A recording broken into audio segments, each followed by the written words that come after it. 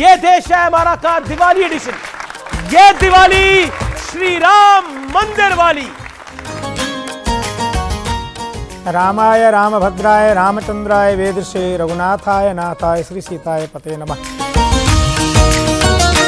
जय श्री राम, जय जय श्री राम।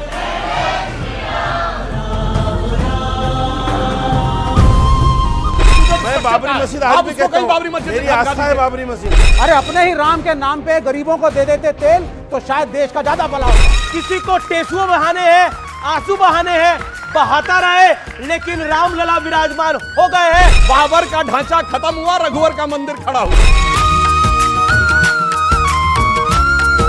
नमस्कार व्यूअर्स, मैं हूं अमीश देवगन और आप सभी को दीपावली की आज हार्दिक शुभकामनाएं, क्योंकि हम उस संस्कृति से जुड़े हैं जिसमें कहा जाता है कि मन में राम, तन में राम, रोम रोम में राम है। और इस बार दिवाली तो सदियों तक याद रखे जाने वाली है, क्योंकि अयोध्या लाखों दियों से जगमग है, क्योंकि यह मौका बेहद विशेष है। करीब 2.5 महीने बाद 22 जनवरी 2024 को अयोध्या में भव्य और दिव्य श्री राम लला का मंदिर बनके तैयार हो जाएगा। श्री राम की प्राण प्रतिष्ठा हो जाएगी, लेकिन कुछ नेता इस शुभ मौके पर भी सियासी विलाप कर रहे हैं। कांग्रेस के बड़े नेता राशिद अल्वी कह रहे हैं, क्या इससे पहले वाली दिवाली श्री राम नाम वाली नहीं थी क्या? एक मौलाना कह रहे हैं कि दिवाली का भव्य आयोजन करवाना सरकारों का क्या काम है। कांग्रेस के प्रमोद तिवारी कह रहे हैं कि बीजेपी वाले फ्रॉड कर रहे हैं। सवाल है कि अगर इस दिवाली राम भक्तों का उत्साह थोड़ा हाई है तो कुछ लोगों को, कुछ नेताओं को विशेष तौर पर यह इतना चुप क्यों रहा है? आज इसी मुद्दे पर दीपावली के दिन जनता के बीच होगी देश की सबसे बड़ी बहस। यह देश है हमारा में यह दिवाली राम मंदिर वाली।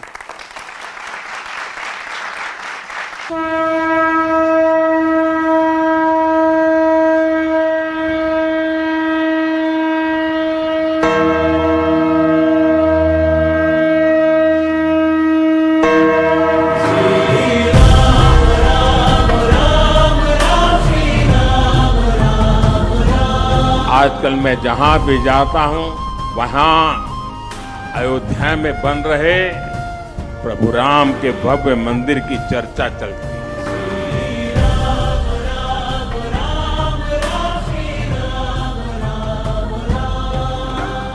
पूरे देश में खुशी की लहर है।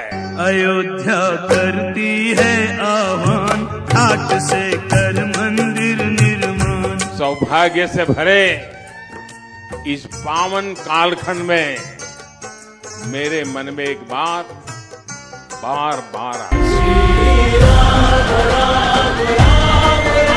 राम काज किने बिनु मोहि कहाँ विश्राम। अयोध्या करती है आह्वान, ठाट से कर मंदिर निर्माण।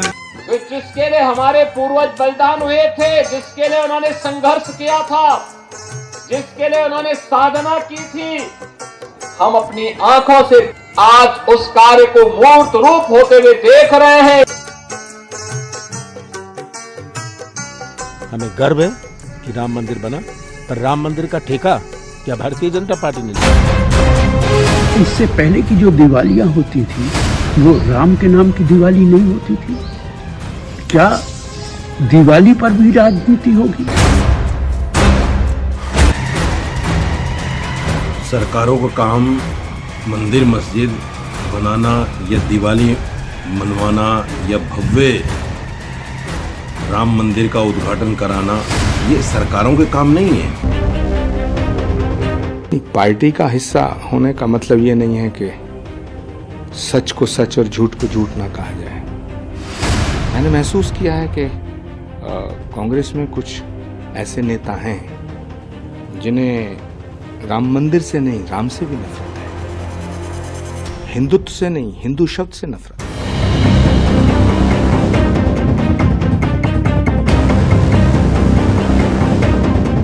तो क्या वाकई ये दिवाली राम मंदिर वाली है और ये बात सत्य है और ये बात तथ्य भी है। मेरे साथ आज की इस बड़ी चर्चा में आप सबका अभिनंदन है। मेरे साथ कौन कौन है आइए परिचय करा देते हैं। सबसे पहले महंत नवल किशोर जी का अभिनंदन है, जोरदार तालियों के साथ उनका अभिनंदन है। महंत जी खास तौर पर हमारे कार्यक्रम में शामिल है। मेरे साथ डॉक्टर सुधांशु त्रिवेदी हैं, भारतीय जनता पार्टी के प्रवक्ता हैं, पेशे से इंजीनियर हैं और राज्यसभा के सांसद हैं और भारतीय जनता पार्टी का सफर इन्होंने देखा है, राम मंदिर का सफर देखा है, आंदोलन से मंदिर तक का सफर देखा है। मेरे साथ इस चर्चा में विवेक श्रीवास्तव है जो कि लेफ्ट के आइडियोलॉग है, जो शुरुआत से राम मंदिर की राजनीति के विरोधी रहे और इनका कहना था कि राम मंदिर की बजाय उधर कोई अस्पताल बन जाए, कोई आराम गृह बन जाए तो वो बेहतर है। मेरे साथ मौलाना साजिद रशीदी हैं, जाने माने मुस्लिम धर्मगुरु, उनका अभिनंदन है। मेरे साथ संजय गुप्ता है, शिवसेना उद्धव गुट के, उनका अभिनंदन है। आप तमाम लोगों का अभिनंदन है। लेकिन महंत जी शुरुआत आपसे करते हैं। सबसे पहले तो आपको प्रणाम और सवाल मेरा बहुत सीधा है, ये दिवाली क्यों खास है? ये दिवाली से हिंदुओं की बड़ी आस है। रामाय रामभद्राय रामचंद्राय वेदसे रघुनाथाय नाथाय श्री सीताय पते नमः। पहले तो मैं सभी बंधुओं को पावन दीपावली की बहुत बहुत शुभकामनाएं व्यक्त करता हूँ। आप सबका विवेक और अज्ञानता समाप्त हो, आपके जीवन में निजता और ऊर्जा प्राप्त हो, इसी भगवान से कामना करता हूँ। हमारे लिए हर दीपावली राम राज्य की प्रेरणा प्रदान करती है, अंधकार से प्रकाश की ओर ले जाती है।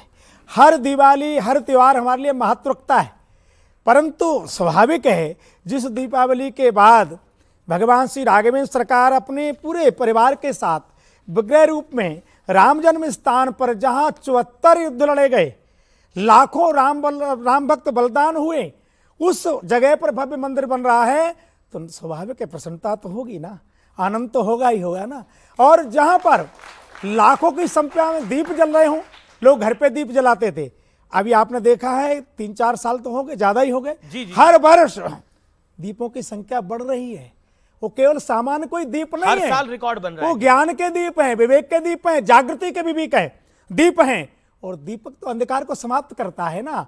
और देखो साहब, दीप जिसे प्रकाश अच्छा नहीं लगता है ना, उसे हमारे यहाँ क्या कहते हैं आप सब जानते हो। हम सब तो प्रकाश के पुजारी हैं, इसलिए हमें तो बड़ी प्रसन्नता है। और सभी लोगों को जो थोड़ा भी भगवान श्री राम कृष्ण को या देश को अपना मानते हैं, ऐसे प्रत्येक व्यक्ति को उत्साह है, आनंद है, प्रसन्नता है। तो हम सबके लिए बहुत आनंददायक दीपावली है। भगवान करे इस प्रकार के दीपक जहाँ नहीं जले हैं वो अभी थोड़े जले। जी जी, मैं विवेक श्रीवास्तव आपका रुख करता हूं। ये दीपावली खास है, ये दीपावली इसलिए खास है क्योंकि बीजेपी ने एक वादा करा, आज वादा नहीं करा, 1990 में एक वादा करा कि हम आएंगे, रामलला हम आएंगे, मंदिर वहीं बनाएंगे। और आप लोग आगे एक और सवाल लगाते थे जब से नरेंद्र मोदी की सरकार आई, रामलला हम आएंगे, मंदिर वहीं बनाएंगे, लेकिन तिथि नहीं बताएंगे, तारीख नहीं बताएंगे। अब तो तारीख आ गई, 22 जनवरी 2024 को रामलला का भव्य दिव्य मंदिर बनकर तैयार होगा। तो इस दिवाली एक दीपक आप भी जला देंगे? देखिए, अब मैं महंत जी की बात को आगे बढ़ाऊंगा। एक दीप जलाओ बच्चों, पढ़ाई लिखाई की जरूरत नहीं है, खुद पास हो जाओगे। अगर बीमार पड़ते हो फिर एक दीप जला लो, अपने आप इलाज हो जाएगा, दवाई और डॉक्टर की जरूरत नहीं है। पुल बनाना है, दीप जलाओ, साइंस अपने आप विकसित हो जाएगी। तो ये 21 लाख दीपक जो जलाए जा रहे हैं, अरे अपने ही राम के नाम पे गरीबों को दे देते तेल तो शायद देश का ज्यादा भला होता। ये गिमिक्स करने से कोई राम खुश नहीं होने वाला है। 1990 में बीजेपी कहती है हम राम मंदिर बनाएंगे, कोर्ट के अंदर, कोर्ट में केस लड़ा गया, कोर्ट ने निर्णय दिया, कोर्ट का निर्णय सबने माना, मुसलमानों ने भी माना, सबने कहा, कोर्ट ने कह दिया चलो फॉलो करो। आप कहां से बीच में आ गए? और आपका काम एज अ पॉलिटिकल पार्टी या गवर्नमेंट ऑफ इंडिया क्या मंदिर बनाना है? इंफ्रास्ट्रक्चर कौन बनाएगा? रोड कौन बनाएगा? अस्पताल कौन बनाएगा? स्कूल कौन बनाएगा? It is not the work of the government to make temples and mosques. जी सुधांशु त्रिवेदी, देखिए आपत्ति तो है और वो घोर आपत्ति है। और आपके साथ ही बैठे हुए हैं आपके मित्र, वो कह रहे हैं कि अस्पताल नहीं बनाना चाहिए था, क्या स्कूल नहीं बनाना चाहिए था, और दीपक जलाने से कौन सा उजाला हो रहा है लोगों के जीवन के अंदर? हमने तो कभी नहीं कहा कि दीपक जलाओ और अपने आप साइंस डेवलप हो जाएगी, मगर बचपन से पढ़ा है, चरखा चलाओ अंग्रेज भाग जाएगा। एक गाल पे चाटा मारे, दूसरा गाल आगे कर दो, अंग्रेज भाग जाएगा। भाग गया था क्या? ऐसे ही भागा था, ऐसे ही भागा था।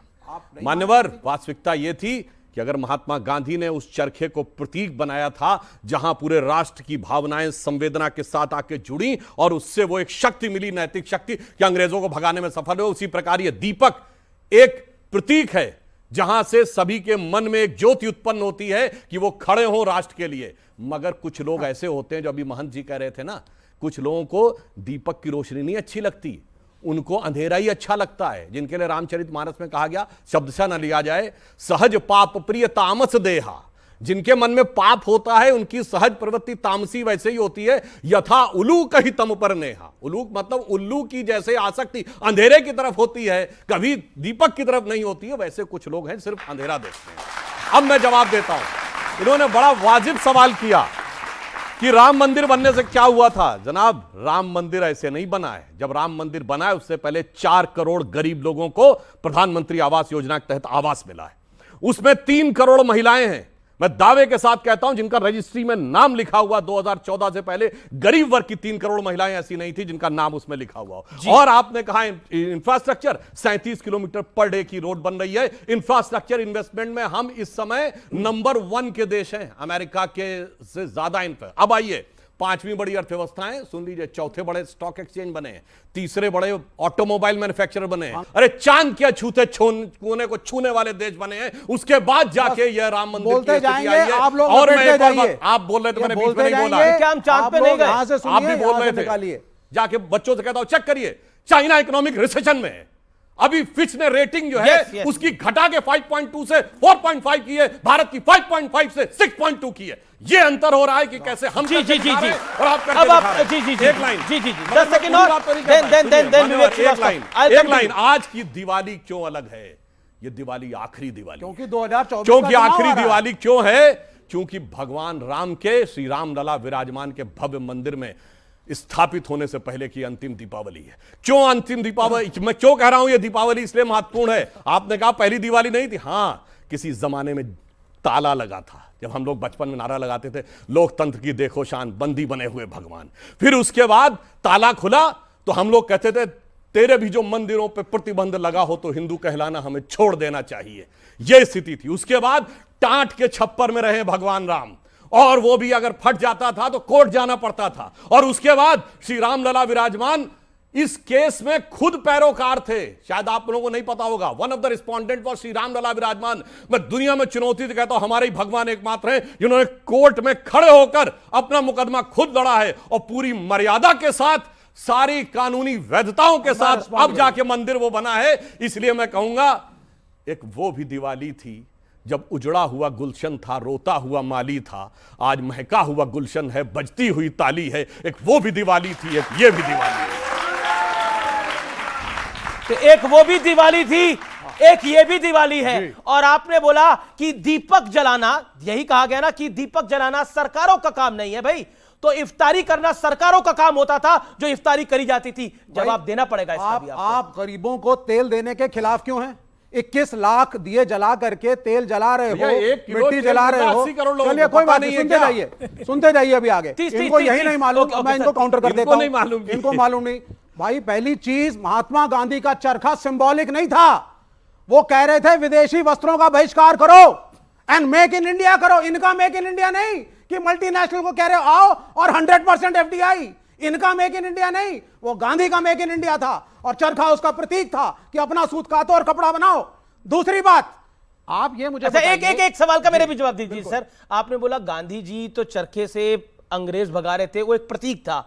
और रामलला, आपने बोला कि राम मतलब महात्मा गांधी जब चरखा चला रहे थे तो वो एक प्रतीक था, एक सिंबलिज्म था। उस यही कहा ना आपने? नहीं, मैंने नहीं कहा। मैंने बोला सिंबल था, एक स्वदेशी का प्रतीक, स्वदेशी का प्रतीक था। को शुरू अच्छा ये बताइए, भगवान राम के आगे दीपक जलाना किसी तरह का प्रतीक नहीं है। मतलब चरखा चलाने से मैनचेस्टर की मिलें बंद हो गई, लंका शाह की मिलें बंद हो गई। ये गांधी के विरोधी हैं, शुरू से रहे, किस विचारधारा को फॉलो करते हैं। जी, मैं आ रहा हूं, बोलना नहीं चाहूंगा। तो गांधी के विरोध से नहीं, गांधी को मानने अभी से गांधी देश के चला ऊपर है। चर्चा नहीं है, राम पर चर्चा है। अरे भाई, गांधी जी भी हे राम ही कहते थे। ये गांधी विरोध से ये गांधी, आप जिस गांधी की बात कर रहे हैं, और सुन लीजिए, जो जिस आप महात्मा गांधी की बात रहे हैं, वो महात्मा के भी अंतिम शब्द हे राम ही थे सर। कोई बात तो राम बस विरोधी कोई नहीं है। खत्म करिए। राम वो विरोधी कोई नहीं है। गांधी जी भी राम के ही भक्त थे। राम वो विरोधी राम नहीं, के ही भाजपा भक्त थे, विरोधी गांधी हैं जी आप। भी।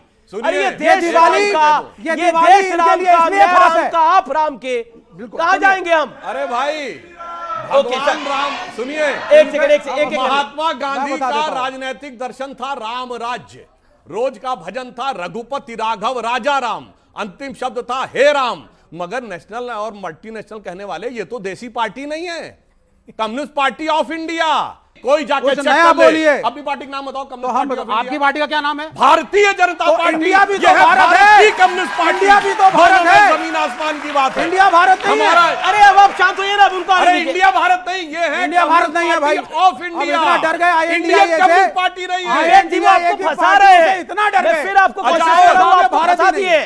रशीदी साहब, क्या आपको लगता है ये दिवाली वाकई खास है क्योंकि रामलला का मंदिर बन रहा है? और चाहे कोई कुछ भी कहे, बीते गत वर्षों में हमने देखा है एक बदलाव आते हुए समाज के अंदर भी। Your reaction? देखिए, मुझे याद आता है गांधी जी का वो वक्तव्य जब सरदार वल्लभ भाई पटेल ने उनके सामने सोमनाथ मंदिर की एक योजना रखी पुनर्निर्माण के लिए। तो गांधी जी ने कहा कि मैं आपका पूर्णतः समर्थन करता हूं और अच्छी योजना है, लेकिन याद रहे इसमें पैसा भक्तों का लगे, राजकोष का नहीं। राजकोष का नहीं। राजकोष समझते हैं आप? हाँ, समझ लीजिएगा, सरकारी पैसा। इसको समझ लीजिएगा अच्छी तरह। ये जो भव्य दिवाली है ये राजकोष से हो रही है, इसमें भक्तों का पैसा नहीं है, ये समझ लीजिए आप। अगर उस महात्मा गांधी को, जिस महात्मा गांधी ने एक वस्त्र पहनकर अंग्रेजों को उनके घर तक छोड़ के आए और घुटनों पे ला दिया, उस महात्मा गांधी का मजाक उड़ाते हैं आज बैठ के, जिनकी कोई औकात नहीं, हैसियत नहीं। महात्मा गांधी का मजाक उड़ाते हैं। वो महात्मा गांधी जिसको सारी दुनिया महात्मा गांधी मानती है, आज हर आदमी जो भी चाहे खड़ा होकर मजाक उड़ाना शुरू कर देगा उनका। मैं सिर्फ इतना कहना चाहता हूं, दिवाली जैसे राशिद अल्वी ने भी कहा, इसको हर आदमी जानता है। जब से आदमी पैदा होता है, अगर वो हिंदू समाज में है तो वो दिवाली मनाता है, राम के लिए तो मनाता है, किसी और के लिए थोड़े मनाता है, राम के लिए मनाता है। तो इसमें क्या खास है? इसमें सिर्फ ये खास है कि दिवाली को इसलिए बढ़ा चढ़ाकर दिखाया जा रहा है। हर साल अपना रिकॉर्ड तोड़ते हैं योगी आदित्यनाथ के साहब। 5 लाख थे, अब के 11 लाख हैं, अब के 21 लाख हैं, और उसके बाद में पता नहीं 51 लाख हो जाएं। अपना ही रिकॉर्ड तोड़ रहे हैं। क्यों? आप कह रहे हैं आने वाले 10-15 साल तक ये चलता रहेगा? सुन लीजिए, चलता नहीं रहे। अरे जो 2024 में खत्म है। अब सुनिए, मतलब 2024 में अगर सरकार जाएगी तो अरे तो सुन मतलब लीजिए दीपावली भाई साहब, सुन नहीं लीजिए होगी। भाई साहब, सुन लीजिए, यही कह रहे हैं ना? मेरी बात पूरी नहीं हुई। जी, जी, जी। मेरी बात पूरी नहीं हुई। मैं सिर्फ ये कहना चाहता हूं, इनके पास देखिए कितनी लाचारी प्रधानमंत्री के मुंह से आपको दिख रही है। जब देखा कि 5 राज्यों के चुनाव जा रहे हैं हमारे हाथ से, तो राम मंदिर को ले आए। उन्होंने बोला कि 5 राज्यों में बीजेपी हार रही है, इसीलिए बीजेपी राम का नाम ले रही है। लेकिन फैक्ट यह है कि बीजेपी, जब कार सेवा हुई थी और जब विवादित ढांचे का गुंबद टूटा था, बीजेपी ने अपनी 4 सरकारें कुर्बान कर दी थी। उत्तर भारत में एक सरकार बीजेपी की नहीं बची थी।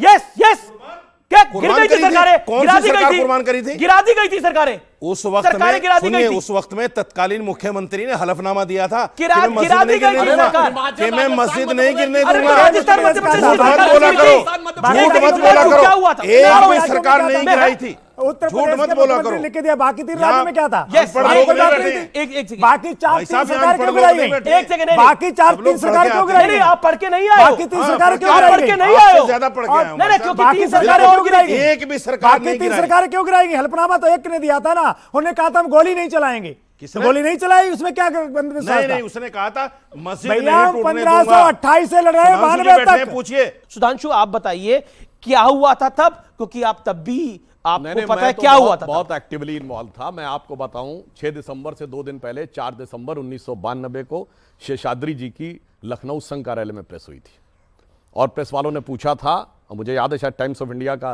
पत्रकार था जिसने कहा कि your government has given an affidavit that you will abide by the supreme court directive and Supreme Court had said that there should not be any construction activity on the site.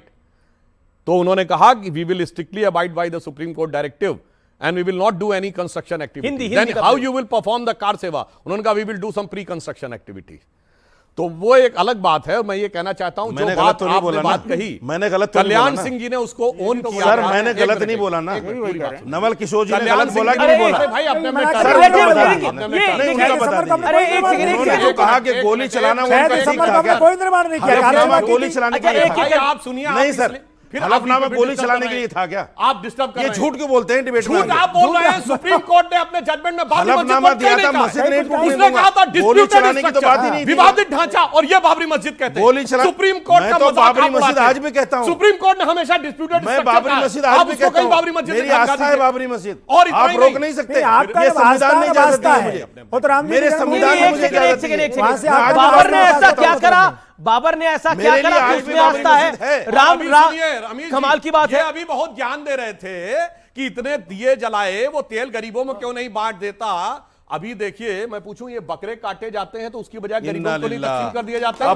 बकरा बन जाएगा, बकरे तरह नहीं आने लगेगा। Debate इस स्तर की हो जाएगी, बोलिए मैंने सोचा बोलिए नहीं। ये कितनी गिरी हुई स्तर की बात है। बकरे काटने क्या हो गए? भाई साहब, तेल डिबेट राम मंदिर का है, दिए जलाएंगे तो कहेंगे वो डिस्ट्रीब्यूट कर दो उसका तेल। हिंदुओं में बकरे नहीं काटे जाते, हिंदुओं में गाय की बलि नहीं दी जाती, हिंदुओं में बकरे की बलि नहीं दी जाती। क्या बकरे काटने की बात करते हो? तो इनसे क्योंकि इस चर्चा में 2 से 3 बार, एक सेकंड, इस चर्चा में 2 से बकरों की गाय की बलि दी जाती है। कोई बलि नहीं जाती हमारे, ये बहुत उल्टा सीधा बोलते हैं। बलि नहीं जाती हमारे, बलि नहीं, कौन सा मंडल, बलि कौन नहीं, सा आप मना कर दो, आप मना कर दो, बलि नहीं है। फालतू फंड में वैदिक कहीं धर्म भी में कुछ बलि बोल- नहीं, मना कर दो, कोट करिए, मना करो, कहाँ लिखा है? मना करो, बिल्कुल आप नहीं बलि होता नहीं है। था। क्या कहीं बात वेद आप में नहीं करते लिखा हुआ हैं? है। झूठ पे फालतू में झूठ, झूठ पे झूठ, झूठ पे 10 झूठ साल हो बोलते गए इनको चले झूठ जाते बोलते हैं। हुए। और सुनिए एक बात, 10 साल हो गए इनको झूठ बोलते हुए। आज भी बैठ एक मिनट, आज भी बैठ अब आप शांत होइए। साहब सुनिए, आपने वेद पढ़े? बोलिए वेद पढ़े? आप मुझे सिर्फ अरे वेद पढ़े कि नहीं? बोलो। धमकाओ नहीं, सुनिए, इसलिए धमकाओ नहीं। क्योंकि ये बोल नहीं नहीं, सकते धमकाओ वेद नहीं। पढ़े, आप इस्लाम से बताओ खारिज हो बलि जाएगी। है कि नहीं? और उसके बावजूद कोर्ट कर रहे हैं। हिंदू धर्म में बलि है कि नहीं? हिंदू धर्म में बलि है कि नहीं? हिंदू धर्म में पढ़ा है। हिंदू धर्म में बलि है कि नहीं? सारे लोग जानते हैं हिंदू ठीक धर्म है, में बलि दी जाती है। बलि पर सुधांशु का सब लोग जानते हैं हिंदू धर्म में बलि दी जाती है।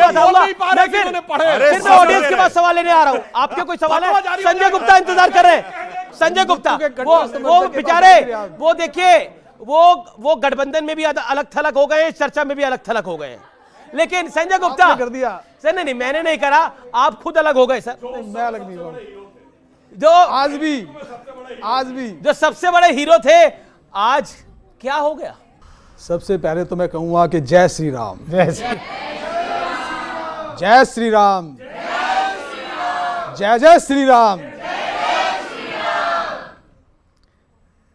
बाबा साहब ठाकरे, हिंदू हृदय सम्राट बाला साहब ठाकरे का सपना जो है पूरा होने जा रहा है, राम मंदिर बनने का। इसमें सबसे बड़ा त्याग अगर किसी ने किया तो वो सिर्फ ठाकरे परिवार और शिवसेना ही है, जिसने हमेशा ये चाहा कि बीजेपी को केंद्र के शासन में ला करके हम राम मंदिर के बनने के रास्ते को साफ कर सके। और ये सपना सिर्फ हमारा नहीं था, हमारा और बीजेपी दोनों का था। क्यों सुधांशु जी, मैं सही कह रहा हूँ?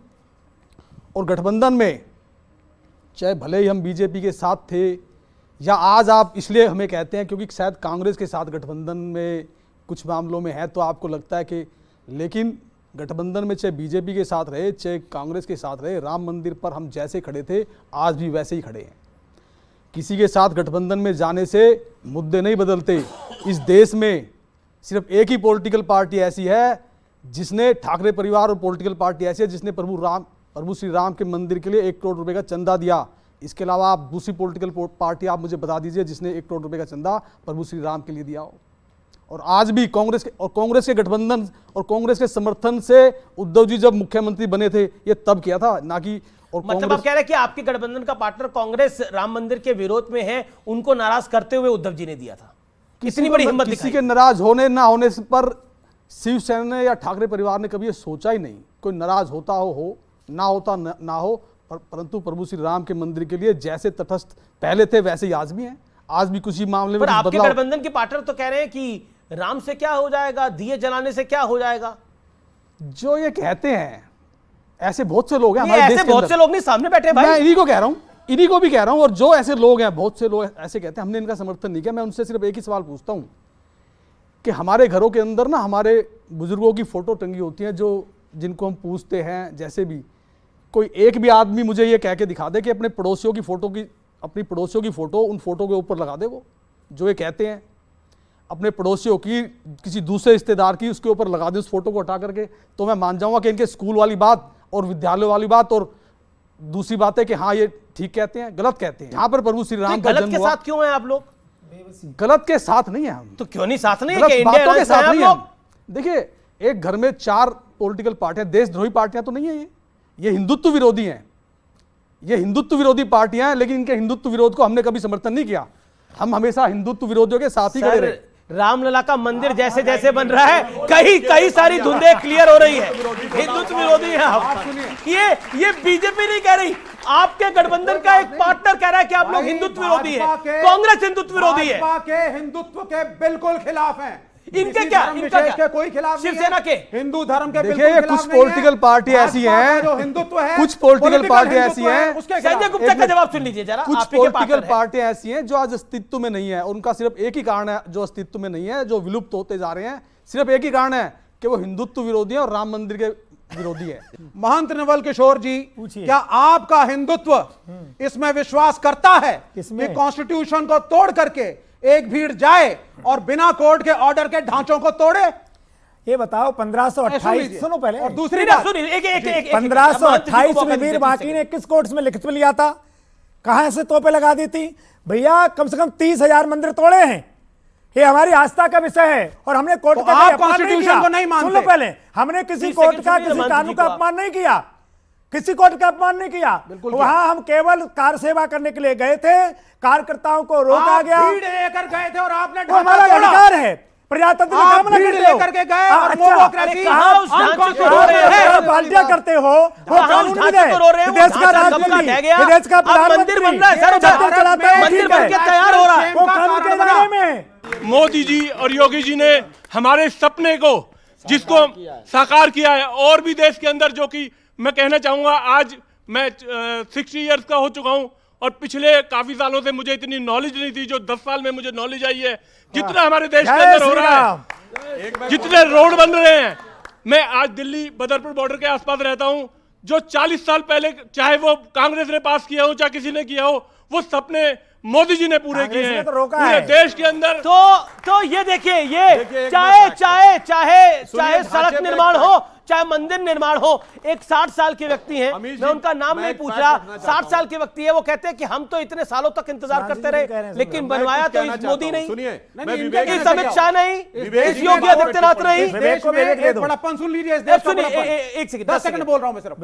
एक चीज आप समझ लीजिए जो इस देश में बहुत अच्छी है, और जब ढांचा भीड़ ने तोड़ा, हमारी शर्मिंदगी हुई हर इंटरनेशनल फोरम पे। सुन लीजिए पहले कि ये एक ऐसा देश है जहां पे माइनॉरिटीज के ढांचों को भीड़ जाती है, तोड़ के चली आती है, और पहले जहां हमारी नाक ऊंची होती थी कि मेरे देश में माइनॉरिटी का मुसलमान सुरक्षित भी है और उसका आदर भी होता है, हमारा मुकाला हुआ था।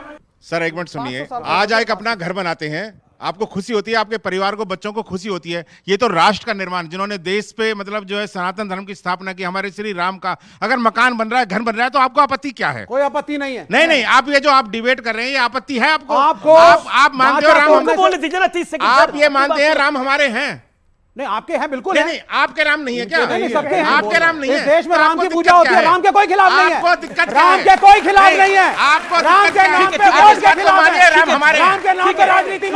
लेकिन मैं सुधांशु, वहां पर कोई मस्जिद जैसी चीज नहीं थी, सिर्फ वो मंदिर था और पूजा हो रही थी। मंदिर का पुजारी अवेलेबल है। अगर ये बता दे कि वहां 6 दिसंबर 92 को मस्जिद का कोई भी नहीं था। एक मिनट, अगर वो चीज गई, गलत है, अभी भीड़ जाए, वैचारिक भीड़ तंत्र। अभी ये जो बहुत बोल रहे हैं भीड़ तंत्र की बात तो कश्मीर में हजारों मंदिर कश्मीर भीड़ में चले ने आए। तोड़े मंदिर के नाम पे, कब इनके मुंह से चूने फिर चले आए अब कश्मीर सुनिए, पर। इतना ही नहीं, वो क्या था? क्या तरीका बार बार बीच में डिस्टर्ब करने का विवेक जी? आप एक ही टॉपिक पे बात करिए एक ही ना, टॉपिक आप पे अयोध्या बात पे कर स्टिक रहे हैं। करिए, मैं डोंट उसी डाइवर्ट, बात why you are going to Kashmir, Ayodhya की बात करो। अब ठीक है, भीड़ का ही अरे ढांचा तोड़ा, अभी ऑडियो गलत था। सुधांशु जी का जा रहा है, आपका जा रहा है, बिना कोर्ट की परमिशन का तोड़ा, अब अपनी गलत बात था। को नहीं, रखिए। अभी सुनिए, इतना ही नहीं, अभी टॉपिक पे भी बताता हूं, सुनिए।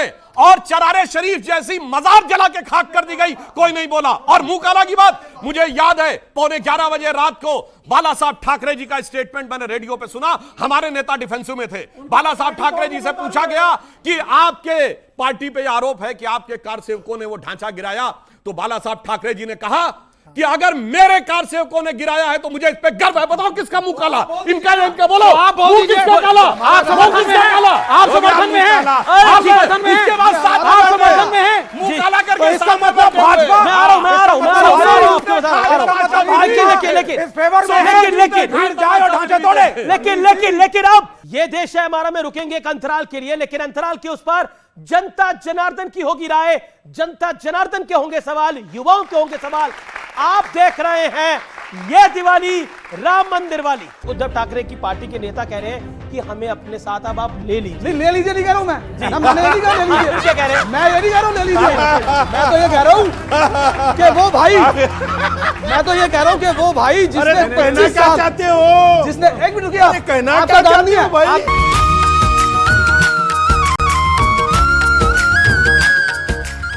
वेलकम बैक व्यूअर्स, आप देख रहे हैं ये देश है हमारा का दिवाली एडिशन।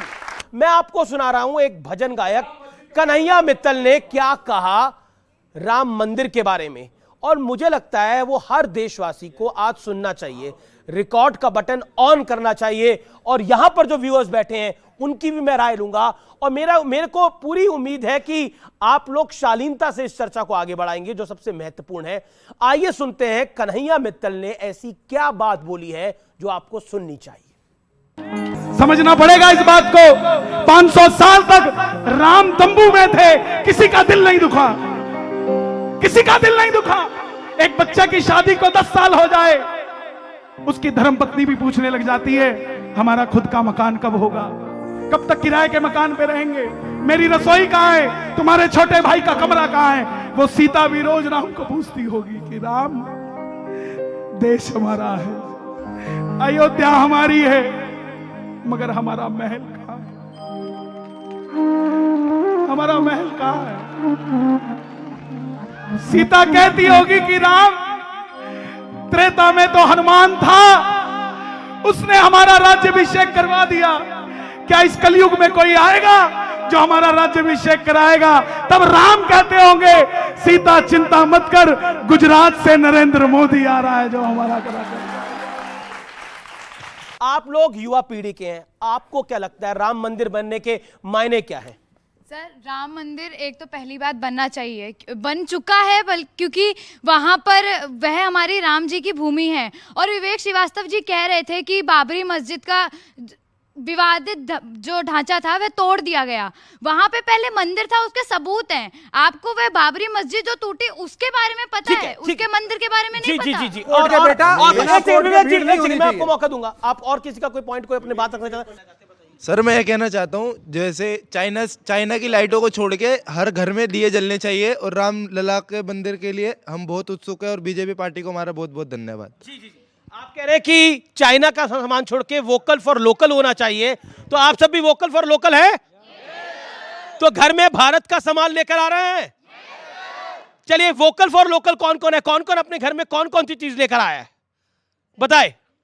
सर, हम इस बार जो स्पार्कल लाइटनिंग्स होती है, इस बार हमने कुछ भी वैसा नहीं जला। इस बार हमने सिर्फ दीपक लाए हैं, जैसा कि श्री नरेंद्र मोदी ने कहा था 21 लाख दीपक, तो हमने भी सोचा एटलीस्ट 21 दीपक तो हम अपने घर में जरूर जलाएं। दीपक लेकर आए हैं, और कोई अलग सी चीज लेकर आया हो तो बताए, वोकल फॉर लोकल के लिए बताइए। वोकल फॉर लोकल की बात करें तो हमने बंधनवार अपने घर में खुद अपने हाथों से बनाए हैं, और सजावट का जितना भी सामान है, रंगोली के लिए हम लोगों ने कलर्स की जगह फूलों का इस्तेमाल करने का सोचा है। सर, ये विवेक, अभी आपने सुना, विवेक जी को छोड़िए, आप अपनी बात को बोलिए। सर, मैं ये कहना चाह रहा हूँ कि जब दीप जलाने से अंधेरा दूर होता है, तो आप भी दीप जला ही लीजिए, क्या दिक्कत? दीप जलाने से अंधेरा दूर होता है, कर लीजिए। मैं आपकी बात आता हूँ महंत जी, मैं आ रहा हूँ आपकी बात। महंत जी, जो बात कन्हैया मित्तल यहाँ पर कह रहे थे, इस बात को अगर आप सिद्धांतिक रूप से देखेंगे तो शायद इसके कोई मायने नहीं है, लेकिन तार्किक रूप से अगर आप इसको समझने की कोशिश करेंगे तो कन्हैया मित्तल ने एक बहुत बड़ा संदेश दिया।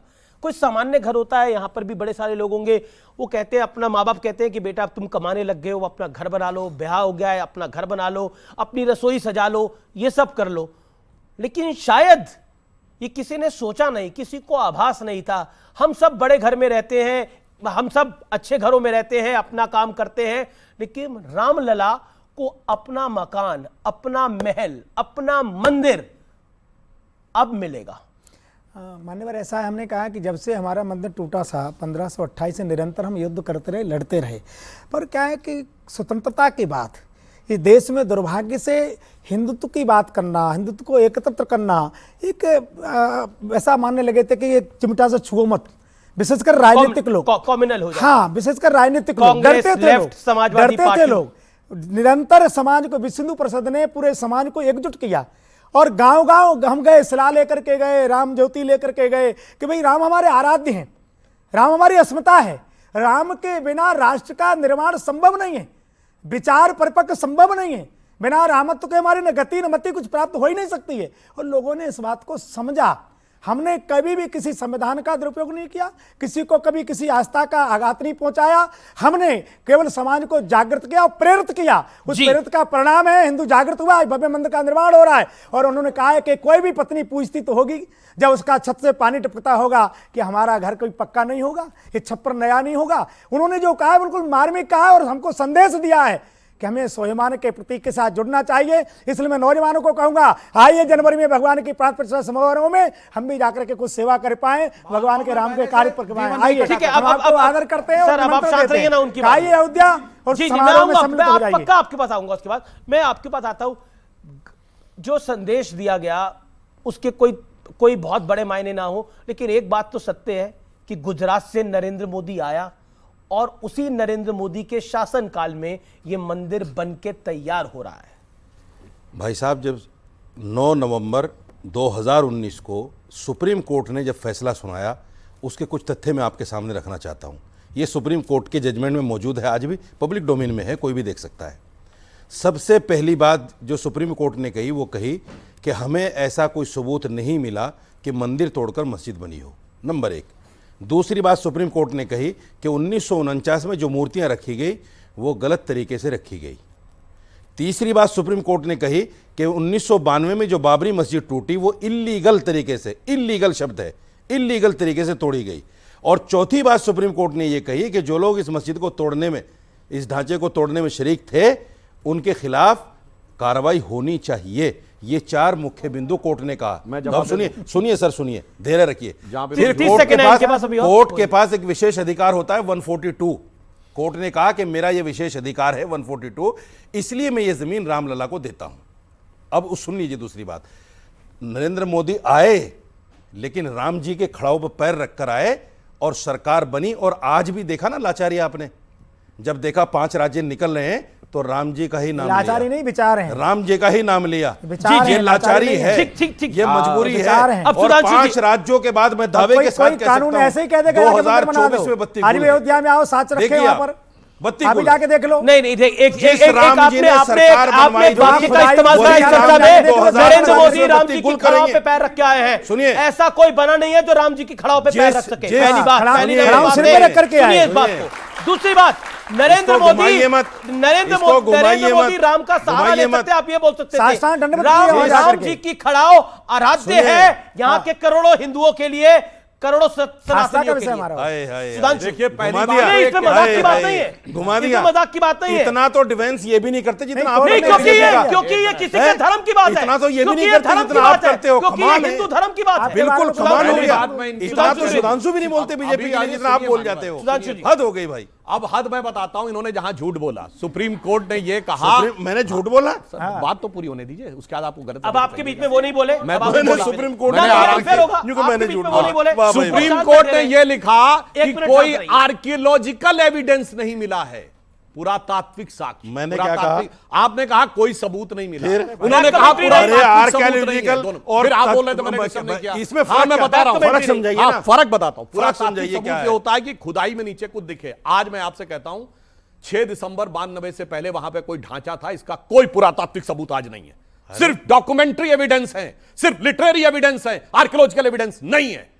इसलिए जब अगर आपके बात कहते हैं तो सुप्रीम कोर्ट ने यह कहा कि 500 साल पहले का आर्कियोलॉजिकल एविडेंस नहीं हो सकता। बताइए, झूठ झूठ झूठ ये बोल रहे हैं। 10 साल से झूठ बोलते आ रहे हैं। क्या तरीका और झूठ में लोगों को फंसा रहे हैं। अब मैं आपका झूठ एक के बाद एक बेनकाब करता हूं। फरवरी 86 में ताला खोला कोर्ट ने और कहा कि ये राम मंदिर है। 9 नवंबर 1989 को जब पहला शिलान्यास हुआ, कोर्ट की परमिशन से हुआ। 6 दिसंबर 1992 को ढांचा गिरने के बाद वहां अस्थायी मंदिर की अनुमति सुप्रीम कोर्ट ने दी। 30 सितंबर की बात करी है। And you are again diverting the debate. अरे भाई, आप बेवकूफी की झूठी बात कर रहे हैं। अच्छा ये बताइए, 2019 का जजमेंट किसके बेस पे हुआ? 2019 का जजमेंट किसके बेस पे हुआ? पूरी क्रोनोलॉजी बता रहा हूं। जिनको सिर्फ धर्म में आस्था नहीं, नास्तिक कहते हैं, अफीम की बात कहते हैं, उसके आप बेहुदेपन से सिर्फ ये इतना बचकाना और बेहुदा बयान है कि जब मामला हाई कोर्ट में जाता है तो सेशन कोर्ट की प्रोसीडिंग के साथ जाता है, सुप्रीम कोर्ट में जाता है तो हाई कोर्ट की प्रोसीडिंग के साथ जाता है। ऐसा नहीं कि हवा में एकदम से सुप्रीम कोर्ट बोल देता है। इसलिए मैं आपको लगातार कोर्ट के जजमेंट कोट कर रहा था। 2019 का भी जजमेंट कैसे हुआ? जब 2010 का जजमेंट इस आधार पे आया हाई कोर्ट का कि 2003 में वहां खुदाई करवाई गई, एक सबूत निकला, उसके आधार के ऊपर सुप्रीम कोर्ट ने कहा जजमेंट है क्या? ये बोलो, आधार मत बोलो, जजमेंट क्या है? 140 क्या जजमेंट? बोलो क्या है? एक सेकंड बस हो गया। जजमेंट का मंदिर वहां है, ये सही मस्जिद नाम की कोई चीज नहीं है, बस ये जजमेंट है। बिल्कुल सही, बिल्कुल बिल्कुल बिल्कुल सही। नमस्कार कर लो भाई साहब, सब आपको बिल्कुल हाँ सही है, बिल्कुल सही, क्या बोल रहे? बिल्कुल सही, बिल्कुल सही, बिल्कुल सही। नहीं आपने इनको प्रणाम करा, अच्छी बात है। अच्छा एक सेकंड, लेकिन देखिए बार बार बोला गया, वो बार बार बोला गया जजमेंट क्या है, जजमेंट क्या है। सुधांशु त्रिवेदी ने एक लाइन में जवाब दिया, एक लाइन में जवाब दिया, जजमेंट यही है कि रामलला विराजमान अयोध्या में थे, हैं और रहेंगे। ये है जजमेंट, खत्म, इसके अलावा कुछ नहीं है जजमेंट। अब कौन कहां था, कौन किसने मस्जिद बनवाई, बाबर कहां से आया, बाबर कौन था, यह कहानी खत्म हो गई। अब 2024 से नया अध्याय इस देश में शुरू होता है और वो अध्याय है रामलला का मंदिर। और अब किसी को टेसुओं बहाने हैं, आंसू बहाने हैं, बहाता रहे, लेकिन रामलला विराजमान हो गए हैं और अगले 100, 200, हजारों सालों तक वहां पर रामलला ही विराजमान रहेंगे, क्योंकि सत्य के तथ्य बड़े मजबूत होते हैं। चाहे झूठ कितना भी बड़ा हो, लेकिन सत्य को डिगा नहीं सकता। यही है रामलला का मंदिर, सीधी सी बात यह है। बस इसके आगे, क्योंकि बार बार जजमेंट क्या है, जजमेंट क्या है, विषय वो नहीं है। अब अच्छा कवर फाइल का ढांचा खत्म हुआ, रघुवर का मंदिर खड़ा हुआ। बाबर का ढांचा खत्म हुआ, रघुवर का मंदिर खड़ा हुआ। जी, जिस ढांचे को, जिस बाबरी मस्जिद को बाबर के सेनापति मीर बाकी ने बनवाया, ये इतिहास में है। और उसके बाद कई हिंदू राजाओं ने उसको छुड़ाने के लिए कई बार आक्रमण किए कि हम अपनी उस मंदिर को वापस ऊपर लेके आ सकें, लेकिन उन्होंने अपनी कुर्बानियां दी, नहीं कर पाए। और जिस ढांचे को बाला साहब ठाकरे ने जब गिरवाया, और इसका बकायदा सिर्फ एक ही सक्सेस देश के अंदर, इस दुनिया के अंदर, जिसने कहा कि वो ढांचा हमने गिराया था। बयान उद्धव ठाकरे से दिलवा दो।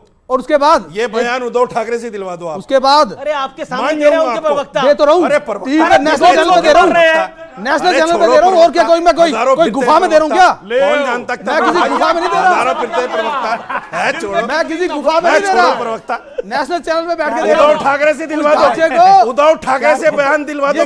ढांचा ही नहीं था ये बयान उद्धव ठाकरे से दिलवा दो, ये बयान उद्धव ठाकरे से दिलवा दो। मान जाऊंगा आपको, प्रवक्ता बहुत फिरते हैं गली गली। अच्छा वैसे छोड़िए प्रवक्ताओं को, अदालत में कहा था बाला साहब ने इस बात को, अरे बहुत फिरते हैं प्रवक्ता पे कहा था, अदालत में कहीं उधर उधर नहीं कहा था कि हमने गिराई है। उद्धव ठाकरे ने आज तक नहीं बोला गिराने की बात, तो आप बाला साहब इस ने किया तो डिबेट के बाद में प्रवक्ताशिप से बाहर हैं। इस विषय में कोई देख लीजिए, अरे ये सवाल मुझसे नहीं पूछा गया। मतलब आप तो ऐसा कह रहे हैं, आप तो ऐसा बात कर रहे हैं कि आपकी डायरेक्ट उद्धव जी से बात हो रही है। हाँ बिल्कुल निकाल देंगे, आप लिख लो मेरी बात, अगर इनको ना निकाल दिया गया तो बोलना। ऐसा नहीं है, ये सच्चाई है कि बाल ठाकरे जी ने किया, पर मेरा क्वेश्चन यह भी है कि आपने बाल ठाकरे जी ने क्यों बीजेपी को छोड़ दिया? इतने अच्छे अगर आपका गठबंधन था, उद्धव ठाकरे जी ने क्यों छोड़ दिया? ये भी गलत है। एक मिनट, सिर्फ एक मिनट इससे बोल देता हूं। फंस गए, बेचारे फंस गए। ठीक है, सुनिए, बाला साहब ठाकरे और शिवसेना एक ऐसी पॉलिटिकल पार्टी है जिसने 25 से 30 साल सत्ता के साथ समझौता किया और ये चाह के बीजेपी केंद्र में शासन में आए। सिर्फ एक महाराष्ट्र ही था जिसको बाला साहब हमेशा ये चाहते थे कि हमारा मुख्यमंत्री हो। 2.5 साल के लिए मुख्यमंत्री उन्होंने उस आदमी को उस व्यक्ति को, उस परिवार को नहीं दिया जिन्होंने केंद्र में इनकी सरकार बनाई। 2.5 साल के लिए मुख्यमंत्री देना इनके लिए ठीक ऐसे था जैसे पांडवों को 5 गांव देना। मैं आज इनसे सिर्फ एक ही बात कहना चाहता हूं कि लौटाओ, कहना बहुत कुछ चाहता हूं मगर मैं संजय जी लौटाओ। एक गाने के मजमून को सिरसारी में कह रहा हूं। एक गाने के मजमून को इसे कहते हैं लाचारी। एक गाने के मजमून को सिरसारी में कह रहा हूं। लाचारी। क्या कह रहे हैं आप? एक गाने के मजमून को सिरसारी के अंदाज में कह रहा हूं। क्या गाना कह रहे हैं? आप लौट चले, ये गाना गा रहे हैं, आप लौट चले। वाह भाई, आज तो कमाल कर दिया आपने। कि मैं भूल जाऊं तुम्हें अब यही मुनासिब है, मगर बुलाना भी चाहूं तो किस तरह भूलूं कि तुम तो फिर भी हकीकत तो कोई ख्वाब नहीं जी। जहां तो दिल का ये आलम है कि क्या कहें तुमसे, भुला सका ना मैं वो सिलसिला भी जो था ही नहीं, वो एक ख्याल जो आवाज तक गया ही नहीं, वो एक रब जो तुम में हम में कभी रहा ही नहीं, मुझे याद वो सब भी जो कभी हुआ ही नहीं। अगर ये हाल है दिल का तो तुम मुझे बतलाओ कैसे उद्धव जी फोन उठाए और तुम्हें बतलाएं बीजेपी को कि तुम कितने हमारे अपने हो या सर ये इंडिया गठबंधन का तो आज काम खराब हो गया है, आप लोगों का बहुत दिक्कत हो गई है। सुधांशु जी, मतलब मुझे नहीं लगता आपका क्या लेना देना को मानने वाली दो तो पॉलिटिकल पार्टियां हैं, बीजेपी और शिवसेना और तीसरा है कौन? आप देखिए, अब कोई नहीं है तीसरा। अब मतलब डायरेक्टली उद्धव ठाकरे की पार्टी के नेता कह रहे हैं कि हमें अपने साथ अब आप ले लीजिए। नहीं ले लीजिए नहीं कह रहा हूं मैं जी। ना, मैंने ये नहीं कहा ले लीजिए। क्या कह रहे हैं? मैं ये नहीं कह रहा हूं ले लीजिए, मैं तो ये कह रहा हूं कि वो भाई, मैं तो ये कह रहा हूं कि वो भाई जिसने 25 साल चाहते हो, जिसने एक मिनट रुकिए, आपका काम नहीं है, आप पीछे बिना बात बताइए। मैं तो ये कह रहा हूं कि जिस बाला साहब ने, क्या चाहते हो भाई? सुनिए, आप दे रहा हूं जवाब, बीच में बताइए। मैं तो ये कह रहा हूं कि जिस बाला साहब ने और ठाकरे परिवार ने और शिवसेना ने 25 से 30 साल सत्ता के साथ समझौता किया, उनको आपको 2.5 साल के लिए मुख्यमंत्री दे देना चाहिए। बन तो गए 2.5 साल, अब बताइए। अब तो 5 साल बने, लेकिन आपके समर्थन से तो नहीं बने। देखिए, बाला साहब ठाकरे जी का ही यह समझौता था जब हम 117 और ये 167 लड़ते थे कि जिसकी ज्यादा संख्या होगी वही मुख्यमंत्री बनेगा। ये बाला साहब ठाकरे जी के समय का था, जबकि हम कम लड़ते थे, हमारी इनसे दुगनी सीटें थी, ऐसा कहीं पर वो नहीं था। चलो कोई बात नहीं, क्या राम आज का विषय, मैं कह रहा हूं राम के नाम पर आप लोग राम के नाम तो मैं कहना चाहता हूं, भगवान राम के लिए, राम राज्य के लिए रामचरितमानस में एक चौपाई है कि बैर न कर काहू संग कोई, राम प्रताप विषमता खोई। किसी से कोई बैर नहीं है और राम के प्रताप से विषमता भी समता में बदलती हुई दिखाई पड़ रही है। इसके लिए मैं मानूंगा ये भी राम का ही प्रताप है। और इधर आप देख रहे हैं जिन लोगों ने, अब सुनिए, जिन लोगों ने सुधांशु जी को गले लगाना चाहता हूं, सुनिए, जिन लोगों ने, सुनिए, क्योंकि हमारा तो मुद्दा ही है, जी को पता होगा, डिबेट खत्म होने से पहले इस्तीफा लेना चाहते हैं। शांति से जी जी जी। रावण युद्ध में परास्त हो गया था तो उसके लिए भी कहा गया है, जगत विदित तुमरी प्रभुताई, सुत परिजन बल बरन न जाई। क्या तुम्हारा स्टेटस था और तुम्हारे खानदान का क्या स्टेटस था, परंतु राम विमुख असहाल तुम्हारा, रहा न को कुल तारन हारा। ये 0 सीट पे आ गए, वो 1 सीट पे उत्तर प्रदेश में आ गए, क्योंकि इस देश में सदैव से कहा गया है, जो मीराबाई को तुलसीदास जी ने लिख के दिया था, जाके प्रिय न राम वैदेही तजिए ताहि कोटि बैरी सम यद्यपि परम सने। बहुत बहुत शुक्रिया आप तमाम लोगों का हमारे साथ जुड़ने के लिए। तो आज के इस खास एडिशन में, आज के इस बेहद खास एडिशन में ये दिवाली राम मंदिर वाली अयोध्या भी सजा दी है। फिलहाल इतना ही, आज के इस कार्यक्रम में इतना ही। आप सबको मेरा राम राम, नमस्कार, जय हिंद और वंदे मातरम।